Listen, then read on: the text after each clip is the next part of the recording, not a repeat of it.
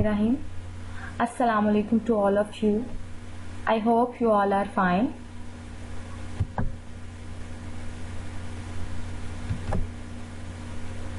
Today we are going to start our syllabus.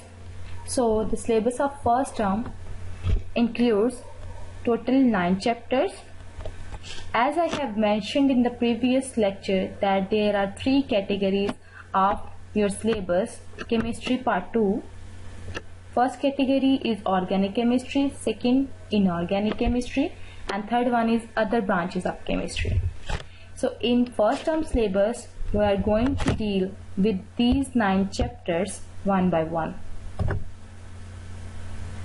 So we will start our today's lecture with environmental chemistry, chapter 23rd, second year. We won't have a society if we destroy the environment. So what is environment, class? Environment is a place or surrounding in which person, animal or plant lives. So the very important point of this chapter is the introduction of environmental chemistry. So you all have to learn this definition by heart. It is the branch of chemistry which deals with the chemicals and other pollutants in the environment resulting directly and indirectly from human activities. Environmental chemistry chemistry की वो branch है जिसमें हम chemicals और pollutants को study करेंगे जो कि हमारे एनवायरनमेंट को इफेक्ट करते हैं, और ये केमिकल्स और पोल्यूटेंट्स ह्यूमन एक्टिविटीज के थ्रू प्रोड्यूस होते हैं. So what is pollutant? You all have to note down the definition of pollutant on your registers. Any substance in the environment which adversely affect the human health, quality of life and natural functioning of ecosystem. So there are 2 types of pollutants: primary pollutants, secondary pollutants. Primary pollutants are emitted directly from the source. They are found in atmosphere in the form they are emitted. For example, ash, smoke, dust, oxides of carbon, sulfur and nitrogen are primary pollutants. Secondary pollutants are not emitted directly from the source but are formed due to chemical reactions. They are found as product of chemical reaction between the atmospheric constituents and primary pollutants. For example, SO3, sulfur trioxide, O3, ozone, ketones and hydrogen cyanides are secondary pollutants. Class, this is the very important question. So you all have to mention the question with this point. What is the difference between primary pollutants and secondary pollutants? And you all will memorize this difference. So next we are going to deal with the components of environment. So there are main 4 components of environment. Atmosphere, in which all the gases are present. Hydrosphere, which deals with the water bodies like lakes, glaciers and water reservoirs. Lithosphere, which concerned with hard and rigid rocky earth crust. Biosphere, area on earth which support life, that is in lakes and in air. So we are going to discuss the very first component of environment in detail, which is atmosphere. Atmosphere is our surrounding on earth. It consists of all gases: nitrogen, oxygen, carbon monoxide, helium, neon, krypton, xenon and water vapors. Its thickness is about 1,000 kilometers above the surface of Earth. The gases present in atmosphere are very important in the following ways. These gases absorb harmful radiation of sun to protect life on Earth.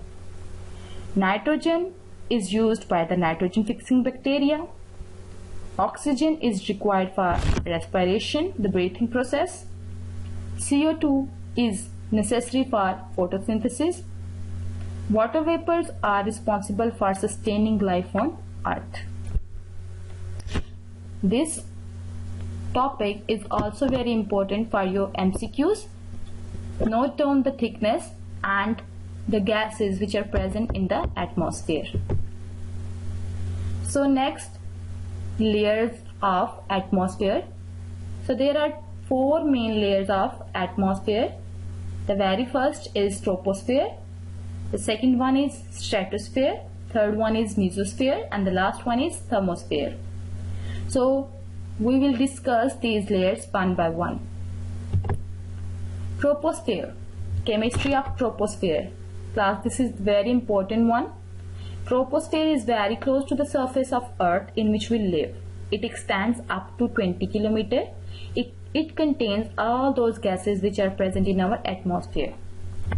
It is important because we are going to discuss all the different pollutants like smoke, its development and chemistry, effects and chemical reaction occur during acid rain, greenhouse and global warming. Third, role of automobile in air pollution. We are going to deal with all the pollutants in this layer. So the very first pollutant in troposphere is smoke. Smoke is the combination of 2 words, SM from smoke and OG from fog.